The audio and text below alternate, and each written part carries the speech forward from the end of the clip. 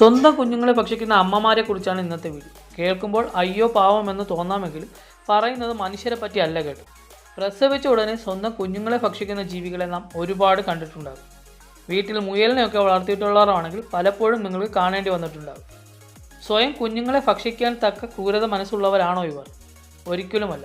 എന്തുകൊണ്ടായിരിക്കും ഇവർക്ക് ഇങ്ങനെ ചെയ്യേണ്ടി വരുന്നത്? ശാസ്ത്രത്തിൻ്റെ കാഴ്ചപ്പാടിൽ എന്താണ് ഇതിൻ്റെ കാരണമെന്ന് ഈ വീഡിയോയിലൂടെ നോക്കാം. മാതൃജീവി തന്നെ അതിൻ്റെ കുഞ്ഞുങ്ങളെ ഭക്ഷിക്കുന്നതിന് ഫിലിയൽ കാനിബലിസം എന്നാണ് പറയുന്നത്. ഇതിൻ്റെ മലയാള പദപ്രയോഗം കൃത്യമായി അറിയില്ല. പുത്ര നരഭോജനമെന്നോ മറ്റോ വായിക്കും. ഫിലിയൽ കാനിബലിസം ജീവികൾ കാണിക്കുന്നത് ഒരൊറ്റ കാരണം കൊണ്ടല്ല. ഓരോ ജീവിക്കും ഈ പ്രവണത കാണിക്കുന്നതിന് അതിൻ്റേതായ ഒരു കാരണമാണുള്ളത്. സ്വന്തം എനർജി നിലനിർത്താനും സന്താനങ്ങളുടെ ക്വാളിറ്റി നിലനിർത്താനും കുഞ്ഞുങ്ങളുടെ എണ്ണം കുറയ്ക്കുന്നതിന് വേണ്ടിയും പ്രത്യുൽപാദനക്ഷമതയ്ക്ക് വേണ്ടിയുമെല്ലാം ചില ജീവികൾ അവയുടെ കുഞ്ഞുങ്ങളെ ഭക്ഷിക്കാറുണ്ട്. അതുകൊണ്ട് തന്നെ നാം കരുതുന്നത് പോലെ വളരെ വിരളമായി മാത്രം നടക്കുന്ന ഒരു പ്രതിഭാസമല്ല ഇത്. പല സ്പീഷീസിലുള്ള ജീവികളിലും ഇത് സർവ്വസാധാരണയായി സംഭവിക്കാറുള്ളതാണ്.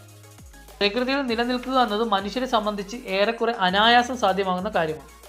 അത്രത്തോളം വികാസം പ്രാപിച്ചിട്ടുള്ള തലച്ചോറാണ് മനുഷ്യനുള്ളത്. ആവശ്യമുള്ളത് എന്തും പ്രകൃതിയിൽ നിന്ന് ലഭിച്ചില്ല എങ്കിൽ കൃത്യമായി ഇതിൻ്റെ ലഭ്യത ഉറപ്പാക്കാൻ മനുഷ്യന് കഴിയും. എന്നാൽ മറ്റു ജീവികളെ സംബന്ധിച്ച് എന്താവശ്യമുണ്ടെങ്കിലും അവയ്ക്ക് പ്രകൃതിയിൽ നിന്ന് മാത്രം ലഭിക്കുന്ന ഒന്നാണ്. ഇവരുടെ ജീവിതം ശ്രദ്ധിച്ചാൽ നമുക്ക് മനസ്സിലാവും. ഭക്ഷണം കഴിക്കുക, പരമ്പര നിലനിർത്തുക, ഇതാണ് പ്രധാന ലക്ഷ്യം തന്നെ. ഭക്ഷണം ഉൾപ്പെടെ ഇവ സ്വയം കണ്ടെത്തേണ്ടിയും വരും. ഇതിനുവേണ്ടി ചില ജീവികൾ ചെയ്യുന്നത് കുഞ്ഞുങ്ങളിൽ ഏറ്റവും ഫിറ്റായതിനെ, അതായത് സ്വന്തം സ്പീഷീസിനെ ആരോഗ്യപരമായി മുന്നോട്ട് നയിക്കാൻ കഴിയുമെന്ന് തോന്നുന്ന കുഞ്ഞുങ്ങളെ ഒഴിവാക്കി ആരോഗ്യം കുറഞ്ഞവയെ അല്ലെങ്കിൽ സർവൈവ് ചെയ്യാൻ സാധ്യത കുറഞ്ഞവയെ ഭക്ഷിക്കും. ഇതിൽ ഇവർ കാണുന്ന ഗുണം രണ്ടാണ്. ഒന്ന്, ആരോഗ്യമുള്ളവയ്ക്ക് പോഷണം ലഭിക്കുന്നു. രണ്ട്, മറ്റുള്ളവയെ ഭക്ഷിക്കുന്നതിലൂടെ അമ്മയായ ജീവിക്ക് പോഷണം ലഭിക്കുന്നു. ഇത് മുലപ്പാലിൻ്റെ രൂപത്തിൽ കുഞ്ഞുങ്ങൾക്ക് തന്നെ തിരികെ ലഭിക്കുകയും ചെയ്യും. ചില ഇനത്തിൽപ്പെട്ട എലികൾ ഇതിന് ഉദാഹരണമാണ്. ചില പക്ഷികൾ ഇതുപോലെ ആരോഗ്യം കുറഞ്ഞ കുഞ്ഞുങ്ങളെ കൂട്ടിൽ നിന്ന് പുറത്താക്കാറുണ്ട്. കൊണ്ടുവരുന്ന ആഹാരം ഏറ്റവും ആരോഗ്യമുള്ളവയ്ക്ക് കൂടുതൽ കിട്ടുക എന്നതാണ് ലക്ഷ്യം. ഈ രണ്ടിടത്തും തങ്ങളുടെ തലമുറകളെ മുന്നോട്ട് കൊണ്ടുപോകാൻ ശേഷിയുള്ളവരെ തിരഞ്ഞെടുക്കുക എന്ന പ്രക്രിയയാണ് ലക്ഷ്യം വയ്ക്കുന്നത്. ചില അവസരങ്ങളിൽ പാരിസ്ഥിതികമായ വെല്ലുവിളികൾ നേരിടുന്ന സമയത്തും തൻ്റെ കുഞ്ഞുങ്ങൾ സർവൈവ് ചെയ്യില്ല എന്നൊരവസ്ഥയുണ്ടാകുമ്പോൾ ചില ജീവികൾ ഇവയെ ഭക്ഷിക്കാറുണ്ട്. ഈ സമയത്ത് കുഞ്ഞുങ്ങളെ ഭക്ഷിക്കുന്നതിലൂടെ ലഭിക്കുന്ന ഊർജ്ജത്താൽ മാതൃജീവി സംരക്ഷിക്കപ്പെടുകയും പിന്നീട് അനുകൂലമായൊരു പരിതസ്ഥിതി ഉണ്ടാകുമ്പോൾ ഇവ പ്രജനനം നടത്തി പുതിയ തലമുറകളെ സൃഷ്ടിക്കുകയും ചെയ്തു.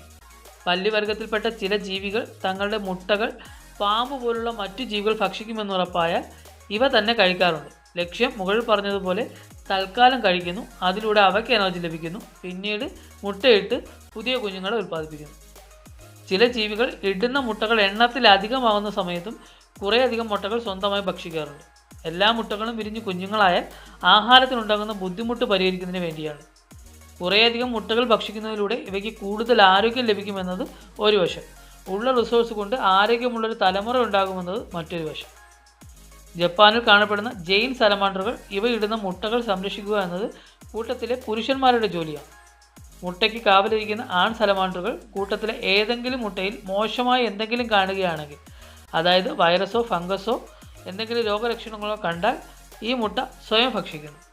ഇതിലൂടെ രോഗം മറ്റു മുട്ടകളിലേക്ക് പകരാതെ ആരോഗ്യമുള്ള കുഞ്ഞുങ്ങളെ ഉൽപ്പാദിപ്പിക്കുകയും ചെയ്യും. ചില ഇനത്തിൽപ്പെട്ട ഉറുമ്പുകൾ അവയുടെ ലാർവ തന്നെ പൊട്ടിച്ച് അതിനുള്ളിലെ ഫ്ലൂയിഡ് ആഹാരമാക്കാറുണ്ട്. എന്നാൽ ഇതിൽ കുഞ്ഞുങ്ങൾക്ക് പ്രശ്നമൊന്നും ഉണ്ടാകുന്നില്ല. അവ ഈ ഫ്ലൂയിഡിൻ്റെ അസാന്നിധ്യത്തിൽ തന്നെ ആരോഗ്യമുള്ള കുഞ്ഞുങ്ങളായി പുറത്തു വരാറുണ്ട്. ക്രൂരന്മാരായതുകൊണ്ടല്ല ഇവർ ഇങ്ങനെ കുഞ്ഞുങ്ങളെ ആഹാരമാക്കുന്നതെന്ന് മനസ്സിലായില്ലേ? തൻ്റെ സ്പീഷീസിൻ്റെ ആരോഗ്യപരമായ നിലനിൽപ്പിന് വേണ്ടി മാത്രമാണ് ഇങ്ങനെയൊരു രീതി ഇവർക്ക് തിരഞ്ഞെടുക്കേണ്ടി വന്നത്.